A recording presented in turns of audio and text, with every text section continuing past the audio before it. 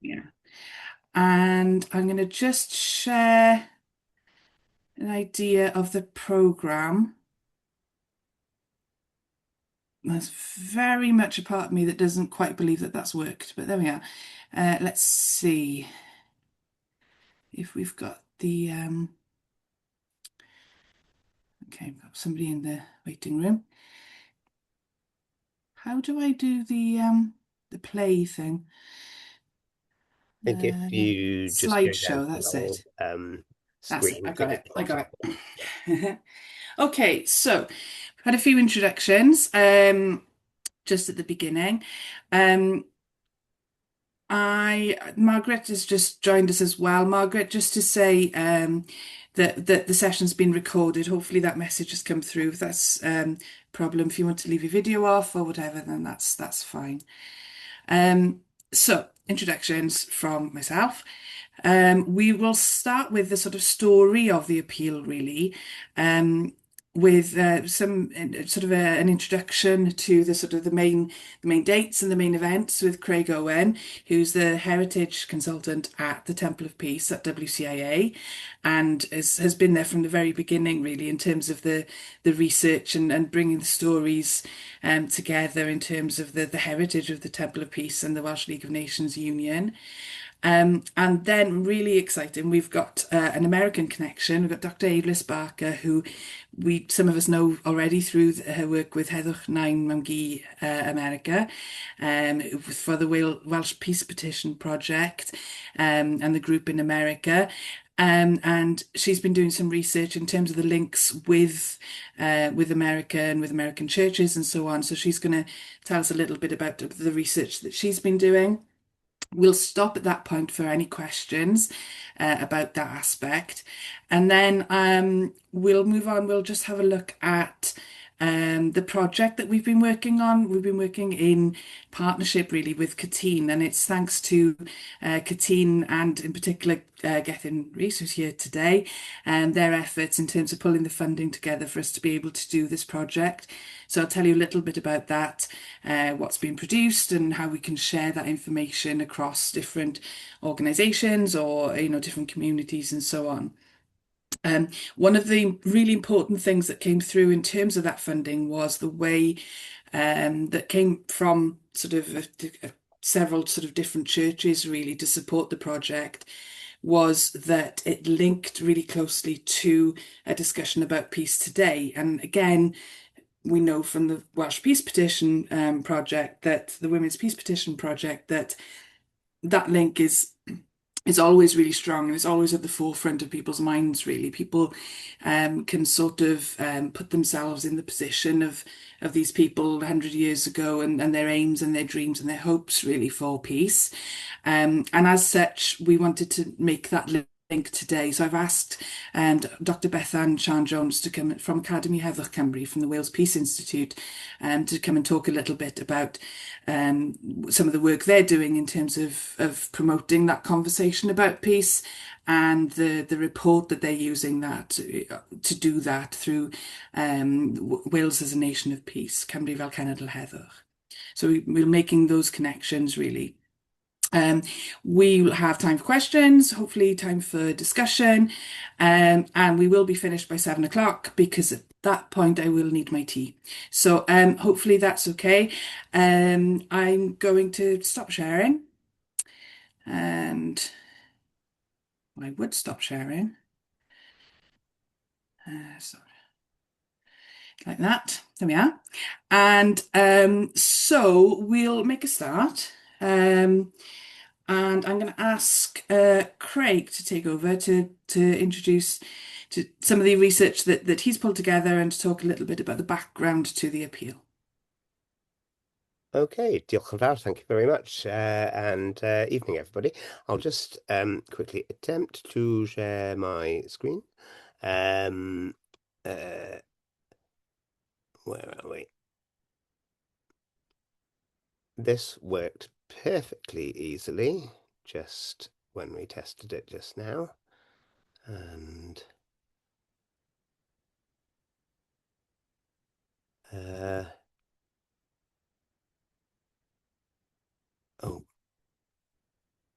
Right. Is this now on a full screen for everybody else? Brilliant. Okay. Diolch yn fawr. Thank you. Uh, my section reflects the name of the exhibition that we've developed telling the story of the Church's peace petition, which was Faith for a Warless World. Ffydd, actually, I think we evolved it to Ffydd mewn di-ryfel, didn't we?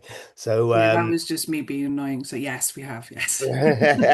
so uh, so I'm Craig Owen, as Fionn said, Heritage Advisor for the Welsh Centre for International Affairs at Wales's Temple of Peace in Cardiff. I'm sure many of you are familiar with or may have visited this many times over the years with involvement in peace movements here in Wales. And my bit here is I've entitled it Postcards from 1925 Peace Mission. Um, Gwilym Davies, Reverend Gwilym Davies, who was the head of the Welsh League of Nations Union, the General Secretary, I think was the official title at the time, um, was the one who conveyed the Church's peace petition out to the United States, and he kept a diary and wrote up an account of this campaign, which is a phenomenal, fantastic reference resource, but it is quite dry, and so I've tried to bring it to life by bringing back some postcards from the 1920s that kind of follow his journey um, from Wales to America. I'm going to start off just setting the context of the 1920s peace campaigns within which this Church's Appeal sits. I'm going to say a little bit about um, how they how they brought the church's memorial together, the process by which the campaign was very, very quickly pulled together. Um, the mission to America, Gwilym's trip, and that breaks down into then once he gets there, that breaks down into three main sections: his arrival in New York, meeting the Federal Council of Churches there; Detroit, the Congress itself, where tonight, 100 years ago, he would have been. Um, then he went on to Washington. He visited the Congress of the United States, and before he headed back to Wales over the New Year period, he went back through New York and attended what was called the Woodrow Wilson dinner that we'll say a bit more about, and I'm sure ALS might expand a little on. And I'll finish by touching on a couple of things about the legacy of his visit. So, just to set the context for the campaigns of the 1920s, um, a lot of people, I know a lot of people in this talk will have been involved in particular the Women's Peace Petition centenary last year, and that was perhaps one of the biggest of campaigns, and I'll say a little bit more about that next. But the early 1920s, the aftermath of the First World War, led to a huge outpouring of and motivation to bring about peace through international affairs in Wales and worldwide. And the Welsh League of Nations Union was founded to sort of channel those energies in Wales. And the first campaign that they developed with Gwilym Davies at their helm was the Peace and Goodwill message, the youth message of peace and goodwill, which, well, then called the World Wireless message in the language of the time, which still happens every year today, and was nominated for a Nobel Peace Prize in its centenary of 2022. But that was one of many campaigns that may aim to mobilise different parts of Welsh society. The Teachers of Wales wrote one of the first global education curriculums, bringing world issues into the classroom.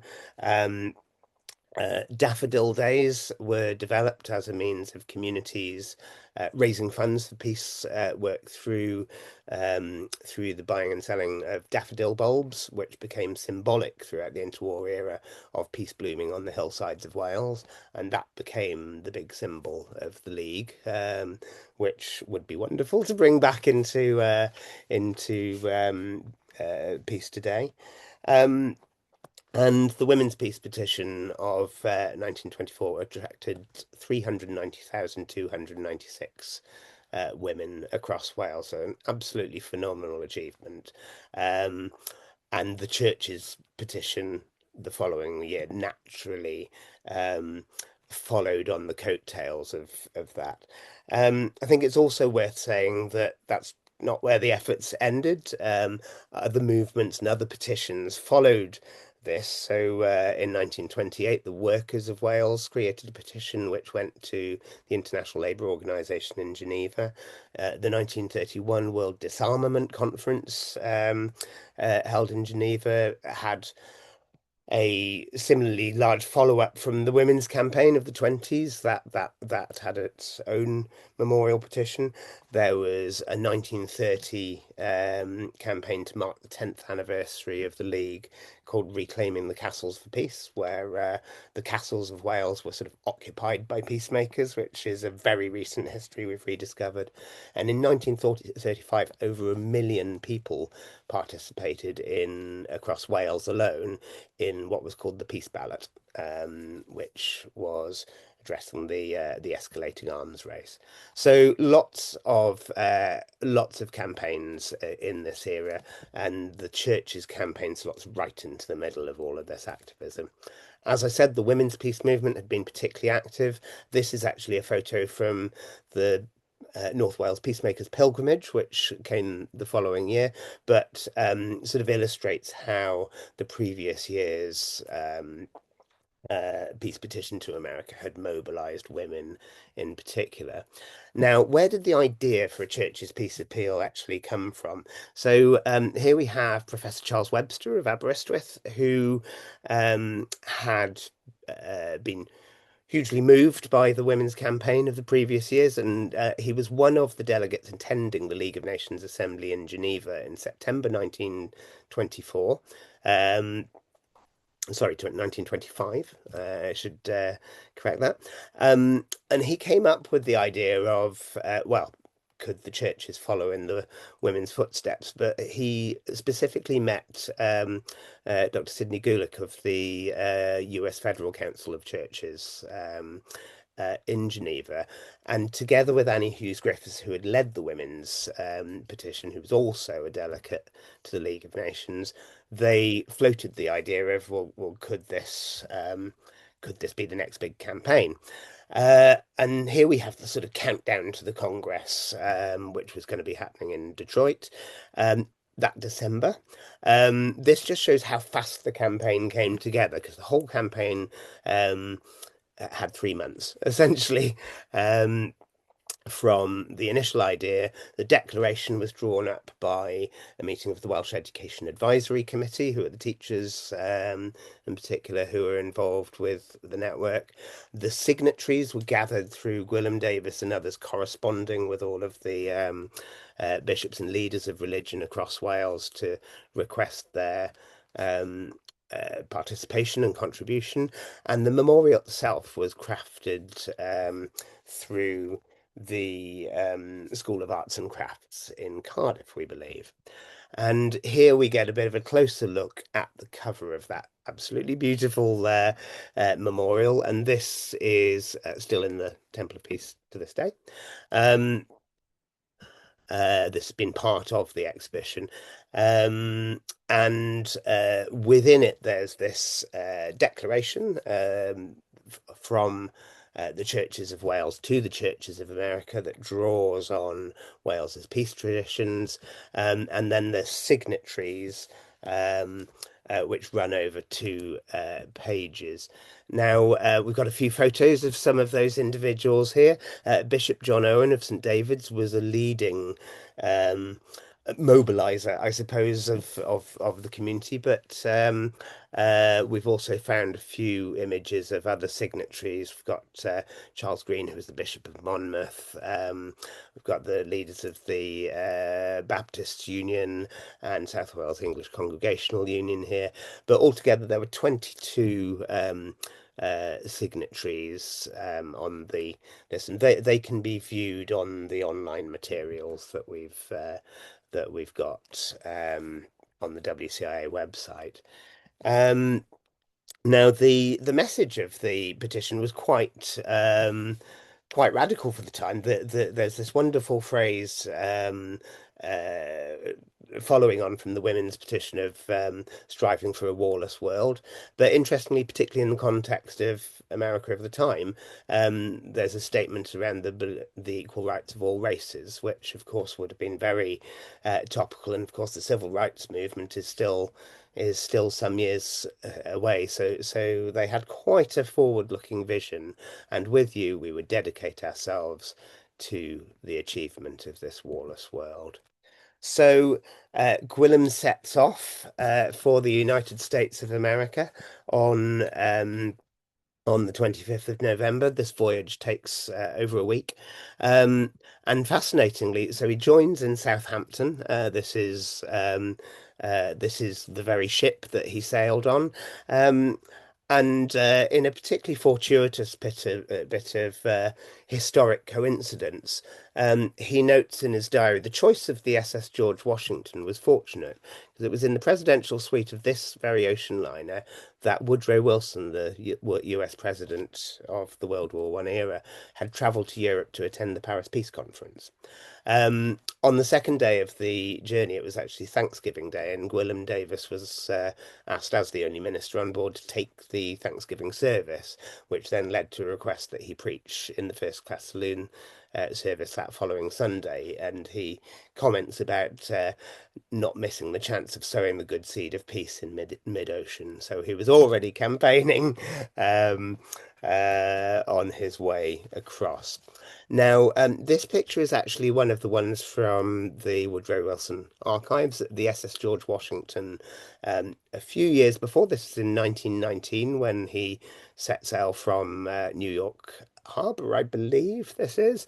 But this shows the ship setting sail for Europe to settle the peace conference that would define the rest of the century and the world to this very day. Um, Gwilym Davis arrives in New York City in New York Harbor on Thursday, the 3rd of December, 1925. Um, he describes it as being extremely cold and icy. But he spent those first days. You would hope that he'd uh, put his feet up to recover from the journey, but he went straight to the Federal Council headquarters, which I found this lovely picture of. They were based in the United Charities building in the Flatiron district of New York, and Aeolus found this wonderful image from one of the journals that shows the Federal Council facilitating a meeting there with European peace builders at the time. Now he travelled from there up to Michigan to Detroit, where the conference was being held on I think it's Tuesday, the 8th of December. And on that would have been he may well have been on this iconic 20th Century Limited, beautiful Art Deco trains of the time. Fion's always delighted that I managed to sneak a train into almost every presentation. And here we have 1925 Detroit, the trolley cars of Central Town. And this is actually a trolley car approaching Woodward Avenue Baptist Church in the snow in 1925, which would have been probably exactly the site that greeted him of this conference venue. I think I might have intended to have a fabulously inspiring quote here, but this is the venue in which the U.S. Congress of Churches was held. A very, very impressive building. Um, Now the site, tragically, it burned down in 1986, I believe, just a couple of months before its 100th anniversary. And but historic Detroit has a lot of archive images and materials online that we've linked to from the resources page for the campaign, so you can sort of see a bit more about the venue itself. And this is the hall in which Gwilym Davies gave his address to the United States churches, presenting Wales's peace appeal to the US. Now, in his write-up, he mentions having he has a little bit of an interesting introduction. It's not the most yeah, the chair of the session seems to kind of go, "Well, I don't know who you are, but you've got a letter from the Bishop of St. David, so that's good enough for me," kind of thing, which is quite an interesting way of being lined up onto the pulpit. But he was then given a three-quarters of an hour platform, and received a standing ovation, and then many other things unfolded. And I've included a couple of notes here that kind of record the response. Now, this is a note from Ydrych, the Welsh newspaper at the time. Um, and for anyone who's not familiar with Welsh, the general gist of this is this shows the new spirit of adventure that has seized the Welsh nation. No one would have dreamed of such a thing years ago. The Welsh people have a new vision of their duty, opportunity to be of greater service to the world. It brings Wales to great world prominence and gives them a large field in which to exercise the moral and spiritual gifts which belong to Wales. The Red Dragon of Wales is stretching its wings wider than ever before. I think that's a pretty wonderful quote to go home on. And then we've got some. This is an article that Earl has forwarded again from Madrid, that recounts Gwilym's own story of presenting the. I think this might actually be his the content of his speech potentially. Um, so we've got some wonderful archives and records from his time in Detroit, which, as I said, would have been quite literally 100 years ago tonight. Um, so tomorrow morning, once we're all over our breakfast, he will be traveling back to Washington on that 20th Century Limited train, where over the week of the 14th to the 20th of December, he visited the United States Congress, and he also met President Calvin Coolidge and Herbert Hoover, amongst others. Although one of the things I find fascinating is Gwilym's not a short writer, shall we say. He tends to write a lot of material, but he doesn't really say anything much about meeting the President of the United States. It's literally just mentioned in passing in a sentence. Whether that reflects him having a dim view or not, I'm not quite sure. But yeah, it's interesting that he doesn't particularly big up that element of it. But yes, here we have President Calvin Coolidge meeting with the women who carried forward the work from the Women's Peace Petition the previous year. So this is the Conference for the International Cause and Conference on the Cause and Cure of War. I think that's hopefully somewhere near correct. And this is President Woodrow Wilson with the delegates of that conference receiving their report, which would have been earlier in 1925, same year. Now, he does go into more detail in his write-up about the various people that he met in the United States, and Alice will hopefully say a little bit more and introduce us to some of those.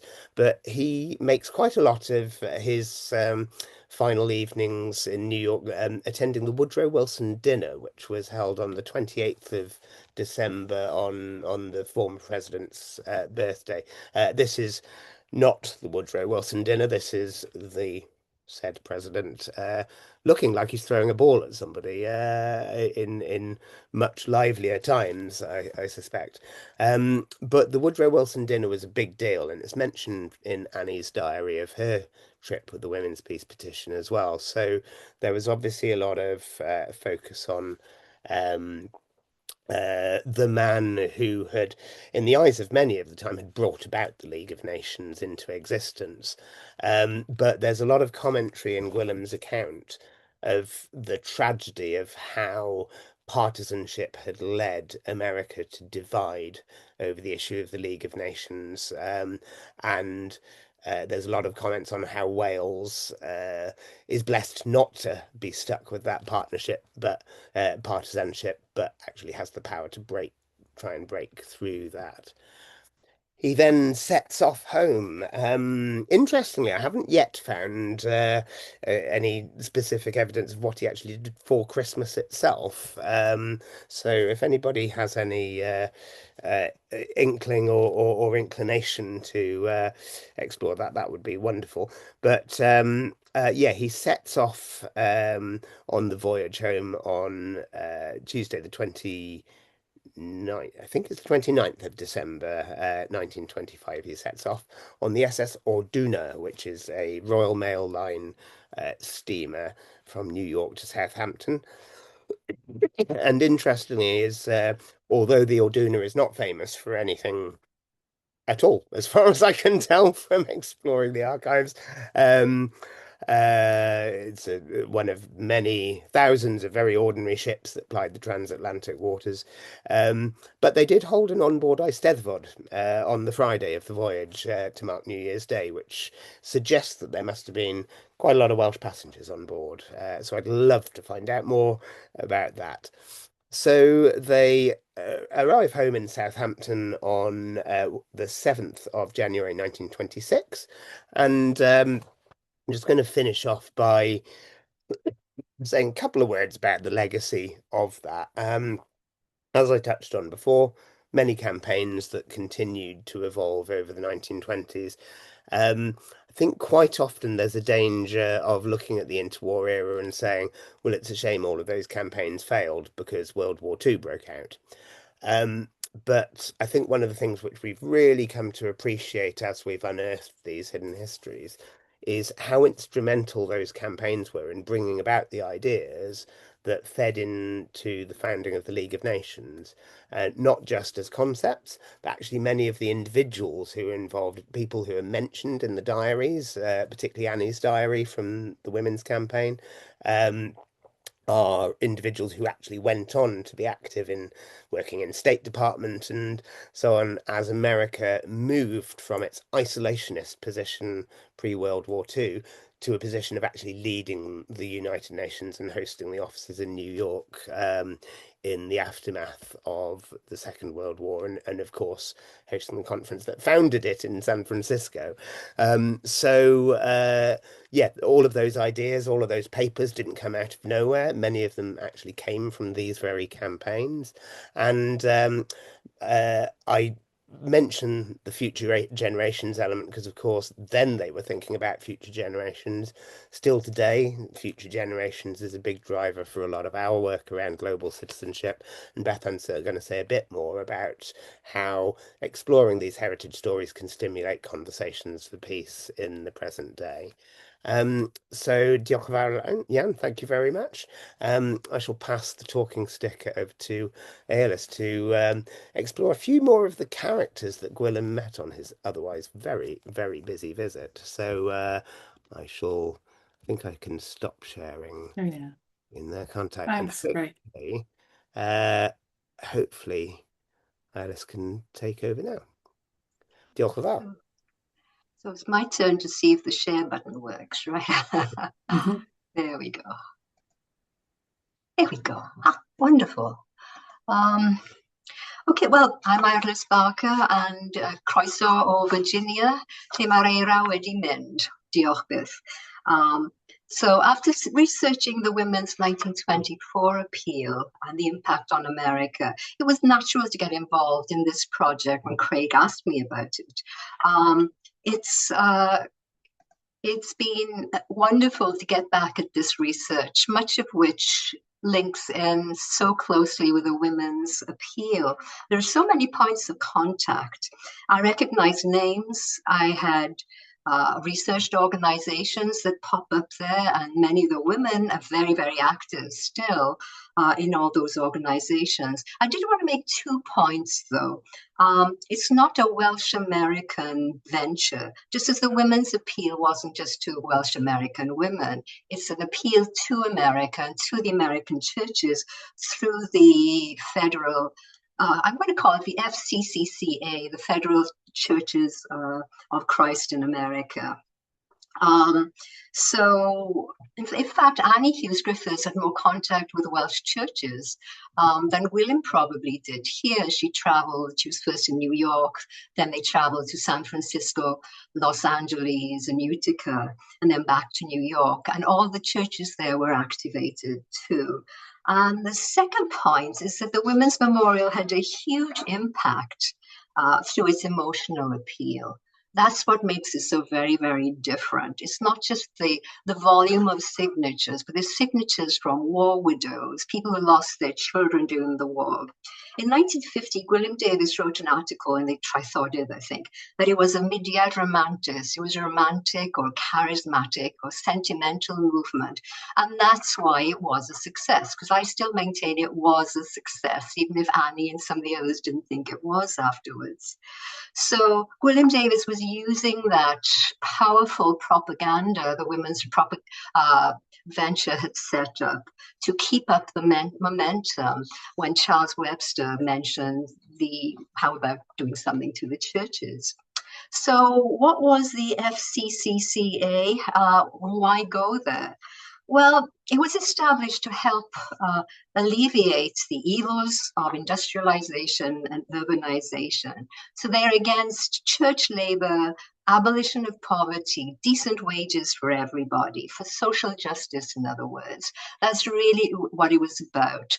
Yes, they have a very active mission impulse throughout the world, but so many felt the need to do so much right there in America at the time.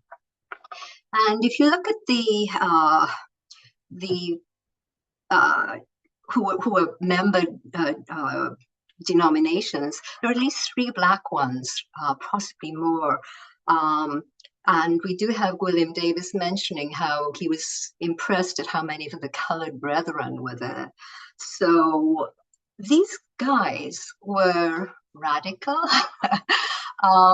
They are not, they're really going out there trying to make the world better. One of their campaigns is anti-lynching. They were hoping that 1926 would be a year without lynching. Unfortunately, it wasn't. It did 6 more than 1925 did.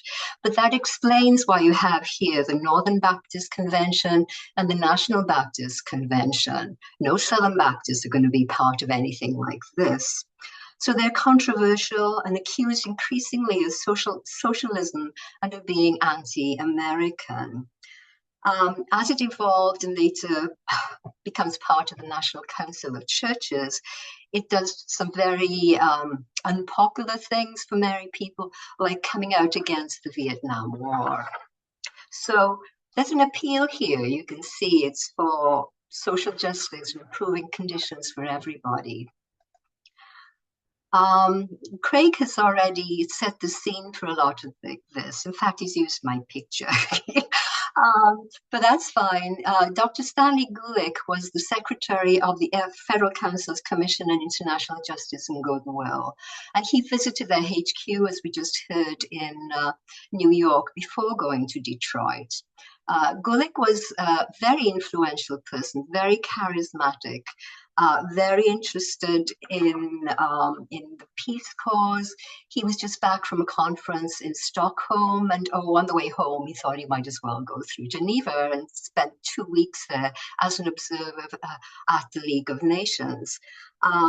So he spent, 2 weeks is not a bad amount of time to spend there. And this is what Americans did when we get to the peace organizations. They sent people whenever they could go to be there and to keep the contact with America alive, even if America wasn't part of the League of Nations. Charles McFarland, he's actually the second guy from the left on this thing, this little picture here. He had met David Davis, actually. One I think Craig didn't mention, I don't think, was David Davis visited the United States in 1922.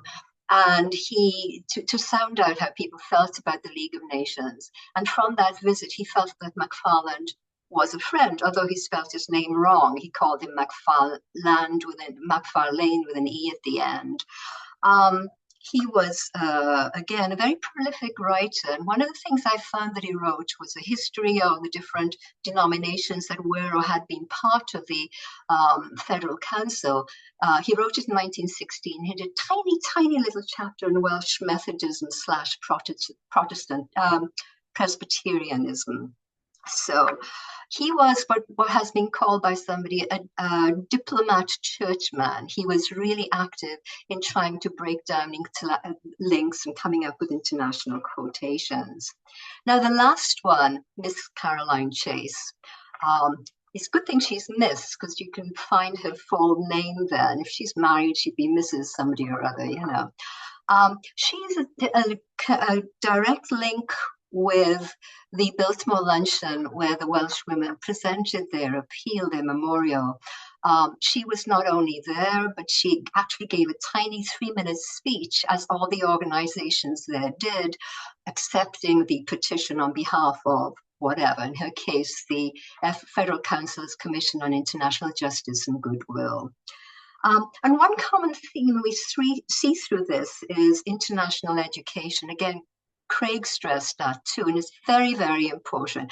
It's going to be the League of Nations and education. You've got to get at the children. One example, Gulick was in touch with Harriet Laidlaw, more on her later, but she's the key person in the women's appeal. And they were kind of going over a kind of international curriculum together. So that happened actually in 1925. Later in New York, William Davis will meet Lucy, I think I call it Peabody, like Peabody, of Boston, and her magazine Everland, in which she had devoted an issue to the Welsh children's message of goodwill. And later on, when he's in New York, he also meets with the League of Nations Non-Partisans Association's Education Committee. And I'll talk a little bit more about some of those people later. So we've heard in a lot of detail already about the William Davis at Detroit and what happened. Finding their annual report was amazing. It's just got so much detail in it. You actually have the whole thing on the left here about the service where William presented his talk. And yes, Craig is right. Bishop Page gave a very strange account leading into him. But I wanted to talk about the guy who received the memorial, Dr. Robert E. Spear, just a tiny bit. He was he was very involved in the women's movement, and his wife, actually Emma, came from a Quaker family and was actually at the Biltmore lunch. So it's one more direct quotation with the women. And as Craig said, he did mention the whole memorial in his speech, saying that ending it saying that Wales was a country which was so small and yet so great. I love that. That's wonderful. On the 11th, there was the official reception headed by McFarlane again, and he was given yet another standing ovation. And this is the summing up of the whole thing in one of the many pages of the that little booklet. So it's amazing too when Craig had the letter from the Drych about saying how wonderful this was. That was published the same day that he gave the speech, Thursday evening, December the 10th. So clearly his whole speech and the letter saying how good it was must have been done a little bit ahead of time. That was kind of interesting to me. So the peace organizations and their view, we have the Women's Pro-League Council, which got into existence before the League of Nations Non-Partisan Association. And the leaders are Harriet Laidlaw again and her friend Florence Tuttle. More on them anon. And because of it, it sparked the League of Nations Non-Partisan Association, which they are also on this board.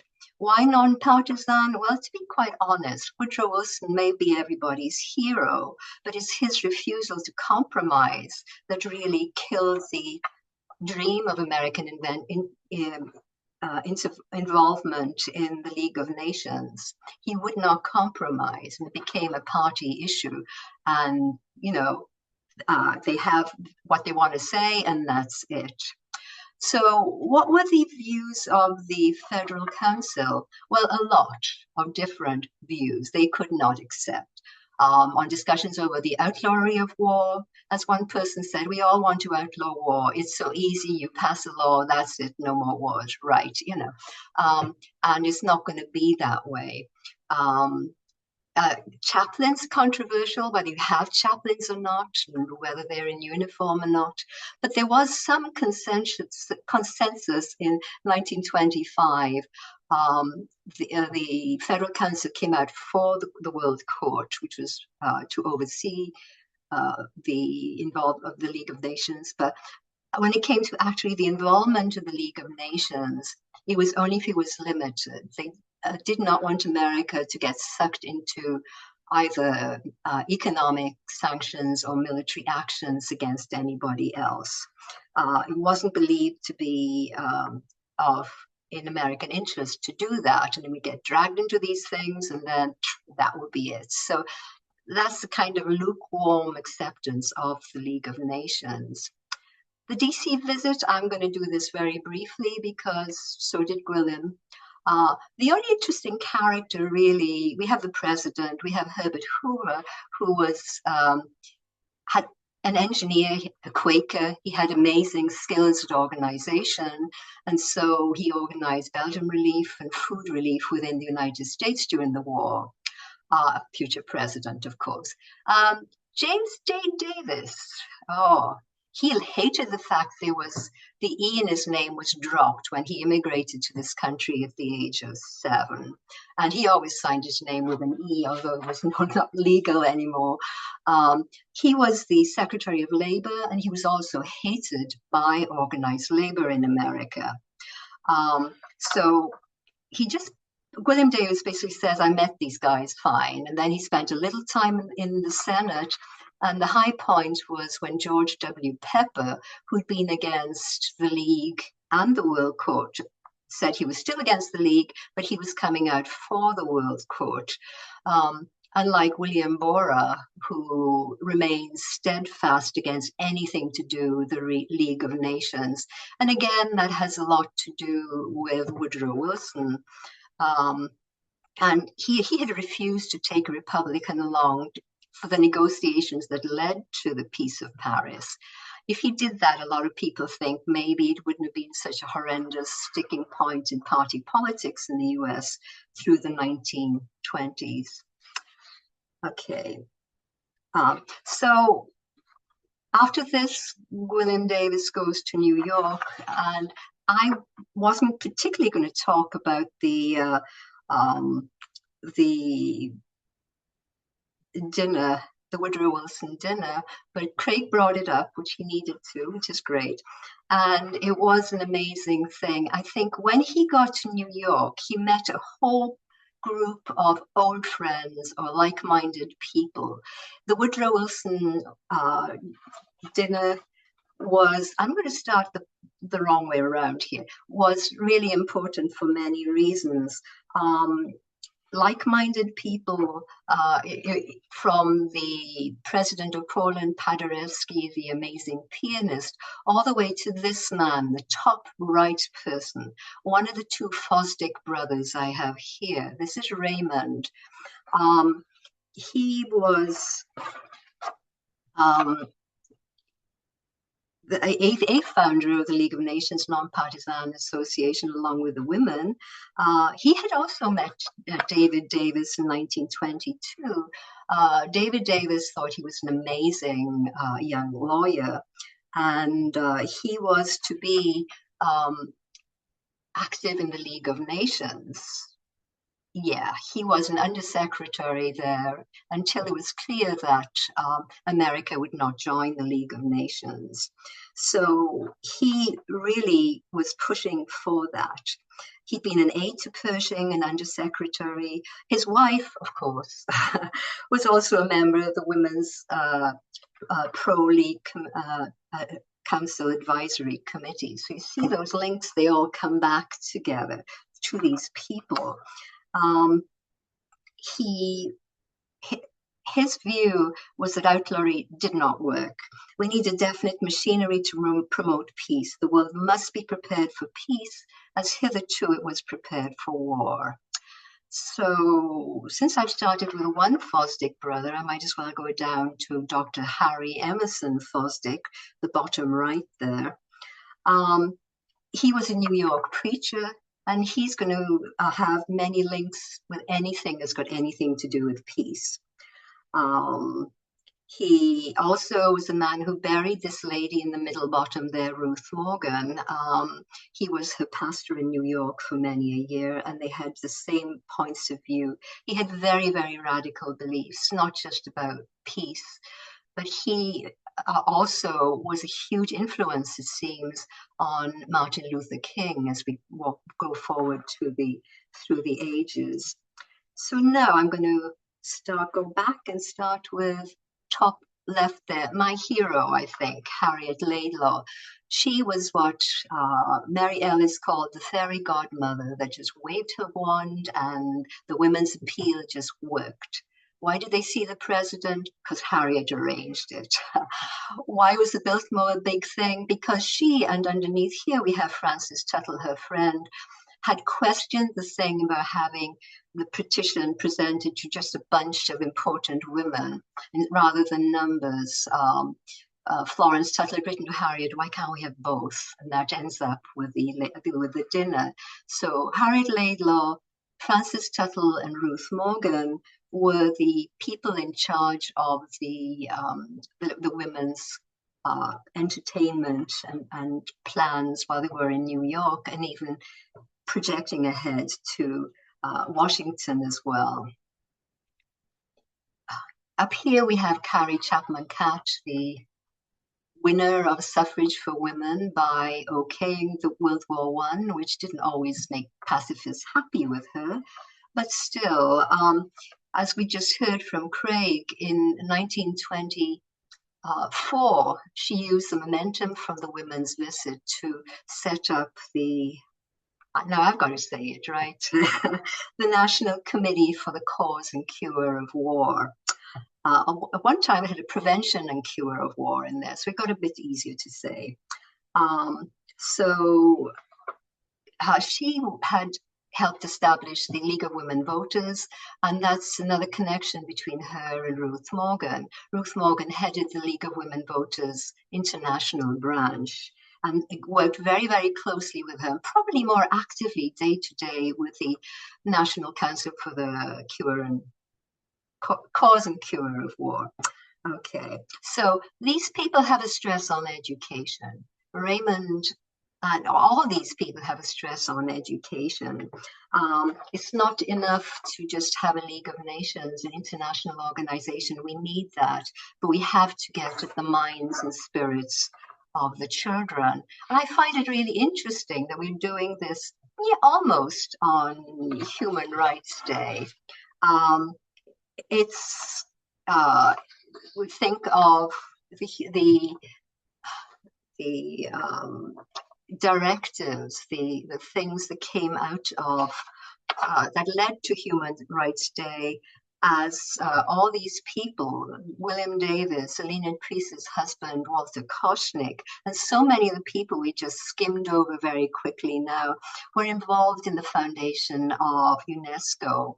And it was UNESCO who came up with the propositions that led to what we hope for today.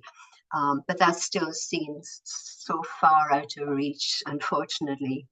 And I thought I'd finish with some of the words William Davis said in Detroit. No permanent peace is possible until we exist. No, sorry, until there exists in all nations an international mind to which in crises the appeal to reason and justice can be made. Loyalty to home and country are great, but don't show that by hating the men and women of other countries. Diolch yn fawr.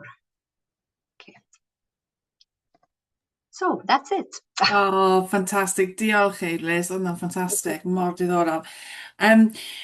I just, yeah, diolch am yr holl waith. Thank you for all the work that's got, that you've done, the research and the enthusiasm that you brought as well to the project. So thank you.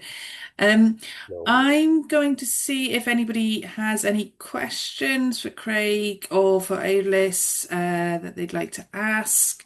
If you'd like to ask in the chat, if you don't want to appear, I can also pause the recording, I suppose. I'm not sure. We'll leave it for now. So yeah, has anybody got any questions? Oh, this is the awkward bit where nobody's got any questions, isn't it? Everyone's been been very thorough. Okay. I would just say that there's so many other people I could have talked at, and I could have talked in length about so many more of them. And looking at beginning the project, looking at the federal churches, I thought I would just be getting more and more pictures of boring old churchmen, But instead of that, the words that were said in many of these things were fascinating. And I think William Davis was so fascinated himself by what he heard everywhere. I think he was someone who liked to listen. And oh yeah, if any of you think I'm old, I am. How old am I? I remember William Davis. Bethel Baptist Church in Aberystwyth was his church, and that's where there was a memorial service for him. I don't remember that. I was very little, but I do remember him. He was that kind of personality that you don't forget. Anyway, that's it from me. Oh wow, right, okay. Next thing to pick Eglwys's brains about. No, it's fine. Okay. Diolch, Eglwys. Nawn ni symud mlaen ta, we'll move on. I was just going to I'll just share some slides. I was, as part of this session, I just wanted to share a little bit about the way that we've brought this together and the way that we've worked, and also some of the resources and so on that we're working on, with the hope really that that people can spread the word, can share them, can take the story sort of beyond this group a little bit. The work that we've been doing for the last year or so, and we were really lucky to work with Gethin Rees through Cytun, which is the sort of the churches working together in Wales, to bring some funding, a little tiny pot of funding in to sort of continue the story really of those 1920s peace campaigns. In this very similar, I'm sure Gethin won't mind me saying this, but in a very similar way that that William Davis was inspired by the Women's Peace Petition, then I think that the idea is that, kind of the inspiration of the work that we did for the centenary of that sort of, kind of developed really and looked at a different campaign, a slightly different way possibly. As such, the funding that we had is a bit of staff time, but also what we've been able to do is produce an exhibition, sort of putting things in context. Now, exhibitions are always a little bit sort of surface in terms of information that you can share and so on. But so we spent the last year sort of pulling that together, and I'll go through the content of that a little bit with you now. But the idea is that it's very, it's available, it's there, it's something that we'll definitely use in the Temple of Peace, but is also available to borrow, and I'll talk about that as well in a second. First thing I'm going to do though is I'm going to try and share. This is my second time now. It's my second go. I don't know whether I'm pushing it. Hang on. There we are.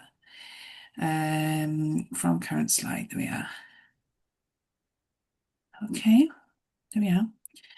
Okay, so what we've been able to do is just to sort of contextualize things a little bit in terms of the story.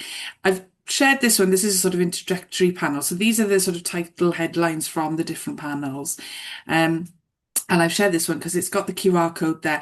The really important thing is that there is so much more. There is so much more available really online through our digital collections. And it's thanks to Craig really that those are as coherent as they are. So everything that we find, we tend to share through the WCI website. There are also links there to People's Collection Wales, to collections that are on there. So, by all means, sort of dig around in those as much as you can, as much as you'd like to find out more really about these things. So just to give you an idea of the structure, so this is, like I said, just the introductory sort of panel there. Each of these is a sort of pop-up panel, really. We talk a little bit about the link with the Temple of Peace and the idea that always comes through with these campaigns, the idea of remembering for peace. So the inspiration or the motivation for the peace campaigns being the sort of as a response to the First World War, and we can link it then with the Book of Remembrance at the Temple of Peace and so on. We put things in context a little bit, and there's a really big, massive panel actually, which sort of gives the timeline of all these different campaigns. We then sort of go into the story of the church's campaign in particular, and what we've done in a couple of places, and I'll tell you a bit about that in a moment, is we've been able to sort of split these off a little bit, so people have selected sections. We've got a little bit more about the signatories and about the appeal and the wording of the appeal. So again, sort of diving into that in detail. At both locations that we've used it so far, the appeal itself has been displayed alongside it. There's a kind of, if that's not possible, then people can still see it and can still explore it. The signatories panel is really interesting because what we've done with that is actually we've got some information about some of the signatories, kind of and images and so on. But we sort of asking people if they've got any more information really, or kind of any other stories to share around that. So there's a sort of a means of collecting that as well. Okay, there was a voice. What was the voice? Turn left on this later street. Okay. So we have the story of the presenting the appeal, and then a little bit about that legacy that Craig was talking about, that link through to the creation of the United Nations. So these are all the panels. You can see them now. I should have put this one first, maybe. You can get an idea of what I'm on about. But these are the panels themselves. This is Gethin. This is at an event last night that was organised by Katine. So there was a lecture that was an event that they were running, and we were able to put this alongside, and you can see there the appeal is in the box there. Now then, this is I've written down his name because I can't remember. So this is Bishop Dorian Davies, of course. Embarrassing. So the current Bishop of St David's, who's holding the appeal next to the memorial to the Reverend John Owen, the Bishop of St David's, who was so important in terms of bringing churches on board to sign the appeal in 1925. So Mary James, who works down there, was really excited she loves this photo. This is her favourite photo that links those two things together. So on both occasions, we've just used sort of certain parts of the exhibition, really. And like I said, part of the mission really, and the idea of the project is that that's available to share as a story across congregations, across communities, and it's all there and it's ready to go in the Temple of Peace.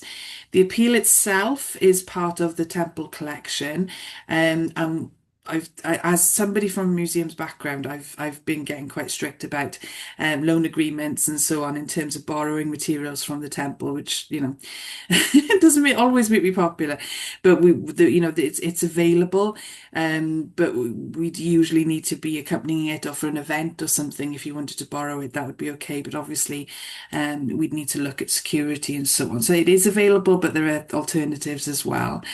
The exhibition is in the Temple of Peace. all we ask really is that there's a sort of a contribution to any kind of transport costs or anything like that, as part of the sort of agreement with it. And the other thing that was really important, and what we're sort of moving on to now a little bit, is to look at that link with conversations about peace and conversations about kind of using the inspiration of the petition in the way that anyone who's involved in the Women's Peace Petition knows, was such an important part of that project. And the funding that was received and the sort of the terms of that were really clear that that's what was really interesting to them, was that link with Peace Today. So some of the different ways that people responded to the peace petition, in terms of conversations, in terms of creativity, massive response in terms of creativity, in fact, and kind of people coming together to work on something creatively, to have those conversations about peace. Beth Ann's here tonight, so her artwork was a big part of that, the artwork that she created, people stitching their names and creating an artwork from that. So, hiya Beth Ann. So it's a really, we know, that doing something alongside talking about these big issues, these big scary issues, works really well in terms of activities. So, on that note, I've asked Beth Ann to come tonight to talk from Academy Heddwch Cymru to talk about the way in which she kind of sorry, I'm going to stop sharing, I'm distracted. The way that that some of those conversations could count, because one of the other things that we do in WCIA is a lot of activity, a lot of guidance, and a lot of support in terms of having those conversations about peace. So one of the frameworks that we use for that is, as a response to the sort of the academic research that Academy Heddwch do. So I've just asked Beth Ann to come and talk about that a little bit, to tell us a little bit about that and some of that work that's been done around that sort of activities to inspire conversations. I think that's right, isn't it? Now then, I am going to now set Meg up, because Meg has been really has been waiting for this moment, and I'm going to set Meg up as interpreter for this. What we need to do is, firstly, I need to start the interpretation like this. And then what you need to do, Craig, you've actually done this, so might be worth you explaining what people need to do. You're on mute though. That's always a good start. So yes, everybody should hopefully have, just down in the bottom right-hand side of the screen, a little interpretation globe. If you click on that, the option should come up to listen in original audio, English or Welsh. If Beth Ann's about to speak in Welsh, so if you need to hear Meg in English, then click the English bit, and that should come through. Okay. Have I explained that correctly, Meg and think Beth so. I'm going to say Yeah. something in Welsh now, and then Meg's going to translate it. And like, if people can appear and let me know if there's a problem, basically.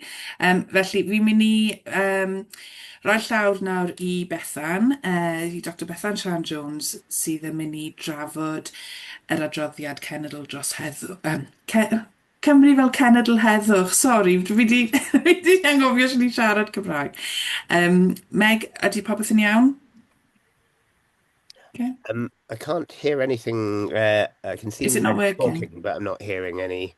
The Welsh and English translation are the wrong way round. So if you want English, you need to click on Welsh. Okay, that would be my fault for setting it up wrong. Okay, so if everyone... Oh yes, I can hear Meg now. Yes.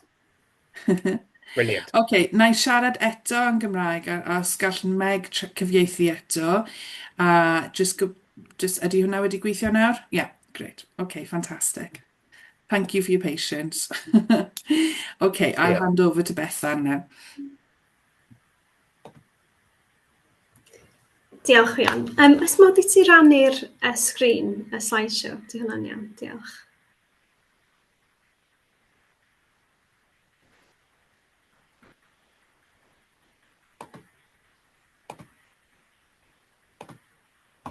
Gret, diolch iawn. Mae'n hyfryd cael dathlu'r canmlwyddiant arbennig iawn hwn gyda chi. Diolch o galon i Ffion am drefnu, a diolch i Eirlis ac i Craig am y cyflwyniadau diddorol iawn. Dwi wedi dysgu llawer heno yma, felly diolch yn fawr i chi. Felly dwi'n mynd i siarad am ein hadroddiad ni, Cymru fel Cenedl Heddwch, sydd wedi baratoi gan ein harweinydd ymchwil, yr athro Colin McInnes. Dyma oedd y cyntaf mewn cyfres o adroddiadau arwyddhawyd gan Academi Heddwch Cymru llynedd. Ond dyma'r darn o ymchwil sy'n lliwio ein gwaith ni fel Academi Heddwch. A rhan fawr o'r hyn y mae Academi Heddwch Cymru'n ei wneud yw cynhyrchu ymchwil. A dyn ni hefyd, wrth gwrs, yn edrych ar ein treftadaeth a'n hanes heddwch ni, mwyn agor cwestiynau ynglyn â beth mae heddwch yn ei olygu i ni heddiw a pham ei fod yn bwysig. Felly, mae'r adroddiad Cymru fel Cenedl Heddwch bron o bod yn priodi ein diddordebau ni fel Academi, hynny rhwng yr ymchwil a'r allgymorth, ac yn dangos sut gall Cymru ddod yn genedl heddwch gyda'r pwerau a'r nodweddion sydd gyda ni fel gwlad yn barod. Mae hefyd yn ffordd dyn ni'n gobeithio o wireddu nodau, uchelgeisiau a breuddwydion y llofnodwyr o deiseb heddwch Merched Cymru a deiseb yr Eglwysi yn y 1920au. Felly dwi'n mynd i roi cyflwyniad byr iawn ar ein hadroddiad ni, Cymru fel Cenedl Heddwch, wedyn disgrifio'r adnoddau a fydd ar gael i ni sbarduno sgwrs a symud y drafodaeth ymlaen. Felly sleid cyntaf plîs Fion, diolch. Gwych. Wel, i ddechrau gyda, mae'n rhaid i ni ddiffinio beth yw heddwch a'r gwahaniaeth hynny rhwng heddwch negyddol a heddwch cadarnhaol neu heddwch positif. Felly, dyn ni'n cydnabod heddwch negyddol fel absynoldeb rhyfel neu absynoldeb trais. Ac mae heddwch negyddol, mae'n beth da, mae'n beth iawn. Mae'n disgrifio falle cyflwr o fod heb ryfel, ond dyw e ddim o reidrwydd yn rhwystro rhyfel neu'n atal rhyfel rhag ddigwydd. Mae fe mond yn cyfeirio at absynoldeb y pethau hyn, felly absynoldeb trais ac absynoldeb rhyfel. A dyn ni'n credu fel Academi mwyn adeiladu cymuned neu gymdeithas sydd yn gynaladwy'n heddychlon, hynny yw ble mae'r heddwch hyn yn para, mae'n rhaid cael rhywbeth o'r enw heddwch positif. Ac mae heddwch positif wedi cael ei adeiladu ar seiliau fel tegwch, fel cydraddoldeb, parch, cyfiawnder cymdeithasol, hawliau dynol a llywodraeth sy'n gweithredu'n dda. Ac felly gyda'r seiliau cryf hyn, mae'r rhyfel a thrais yn llai tebygol o ddigwydd. Felly mae heddwch positif mae'n fwy cynaladwy na heddwch negyddol sydd mond yn disgrifio, fel ni'n dweud, y cyflwr hynny o fod heb ryfel a heb drais. Ond mae heddwch positif neu cadarnhaol ar y llaw arall yn cyfeirio at y pethau hynny neu'r nodweddion hynny sydd yn annog yn heddwch cynaladwy. Ac felly yn ei dro yn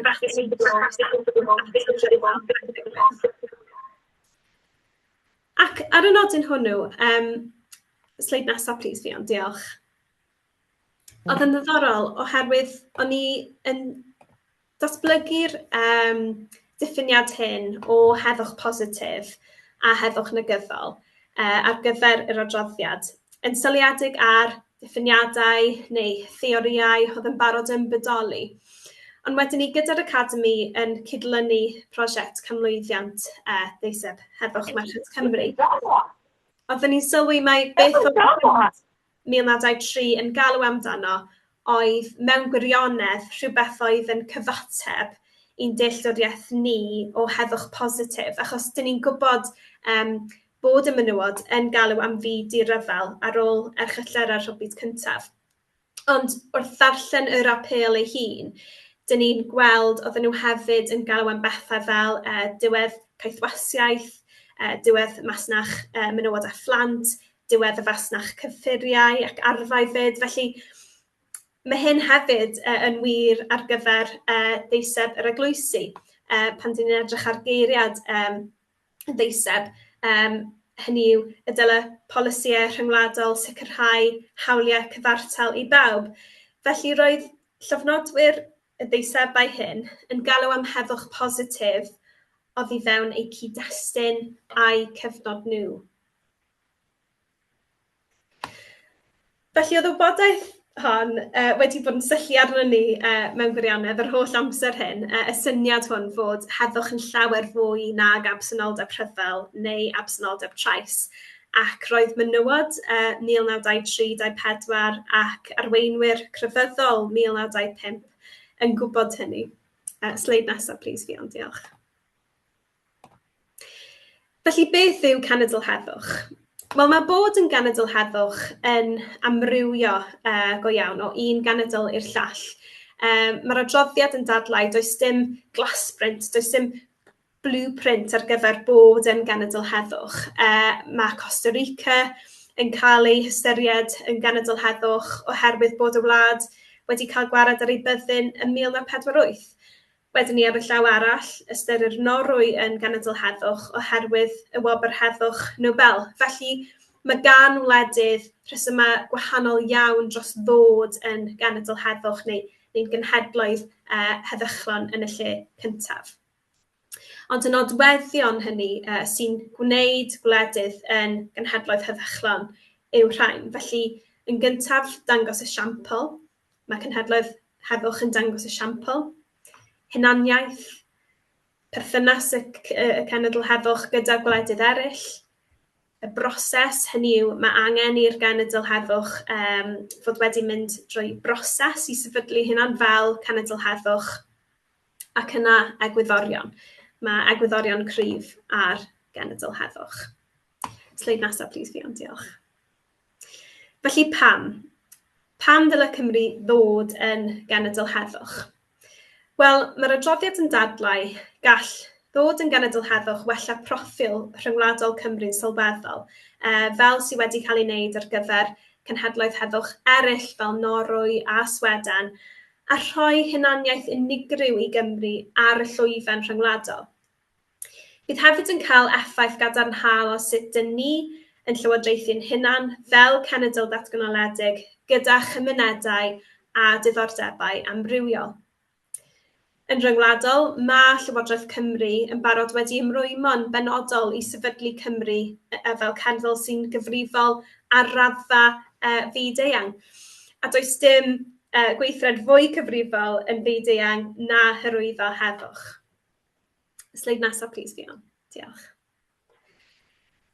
Felly, a all Cymru ddod yn genedl heddwch?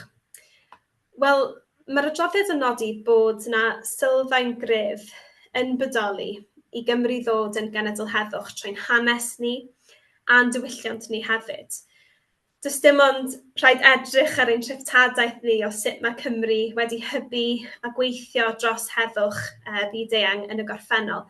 Mae gennym ni fath beth theml heddwch ac iechyd fan yn Nghymru. Os ni'n edrych trwy'n hanes ni, dyn ni'n gweld enghreifftiau penodol fel deiseb yr Eglwysi, deiseb heddwch Merched Cymru, gwersyll heddwch Common Greenham ac yn y blaen.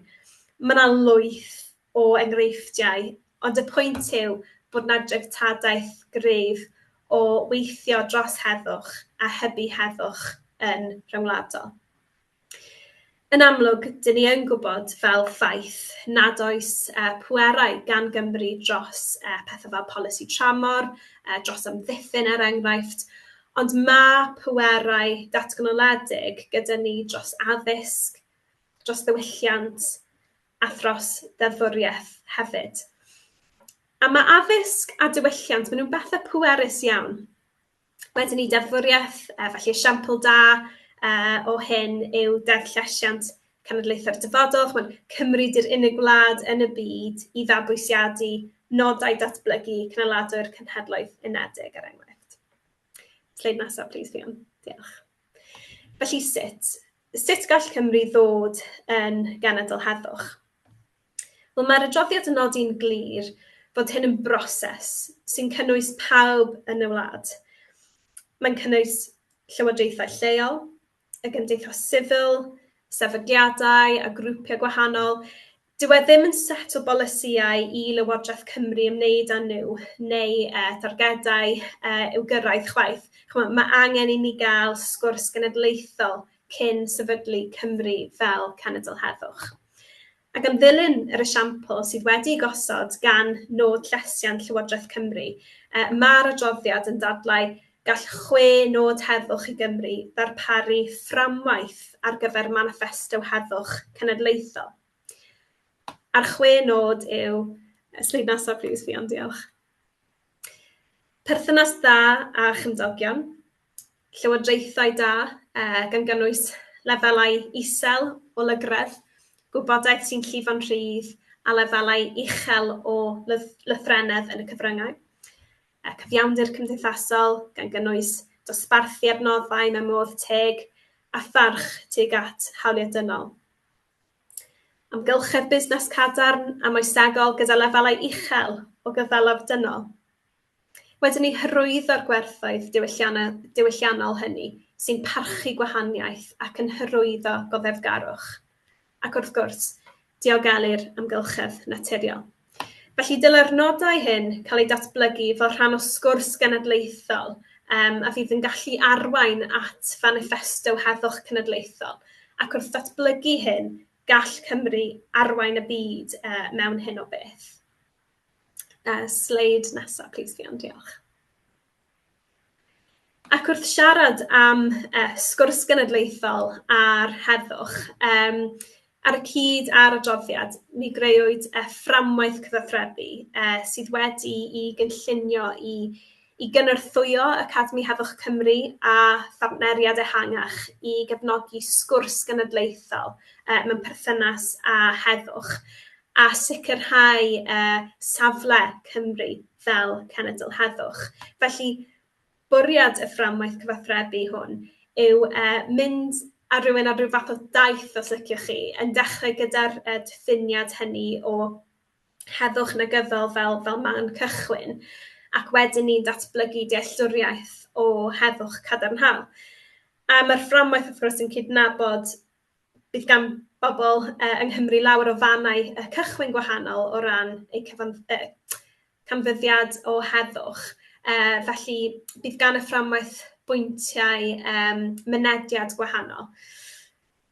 A mae'r fframwaith hefyd yn rhoi cyfle i rywun feddwl am sut gallen nhw gyfrannu tuag at sefydlu Cymru fel cenedl heddwch. A dwi'n ffodus iawn i gael Jane Harris sydd wedi ymuno efo ni ar yr alwad heno. Jane Harris di rheolwr addysg heddwch yng Nghanolfan Materion Rhyngwladol Cymru. A mae hi wedi mynd ati gyda'i thîm hi i droi'r fframwaith cyfathrebu hyn oedd yn wreiddiol ar bapur a troi'r peth mewn i weithdy rhyngweithiol sy'n gallu cael ei gyflwyno i amrywiaeth o gynulleidfaoedd. A mae rhain yn cynnwys cynlluniau hyfforddi a llawlyfr hefyd gobeithio sydd yn cynnwys gwahanol adnoddau eto.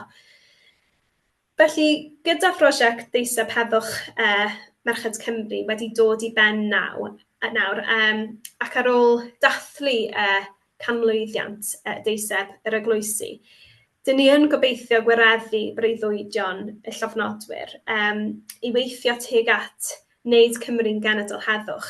A pwrpas y fframwaith yw gallu normaleiddio trafodaethau a sgyrsiau am heddwch. Y gweledigaeth yw bydd pobl, grwpiau, sefydliadau gwahanol yn medru addasu'r fframwaith hyn, fel bod gyda nhw rhyw fath o berchnogaeth drosto.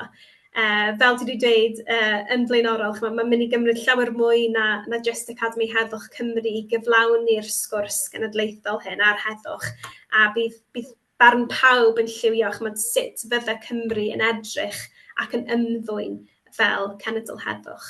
Diolch.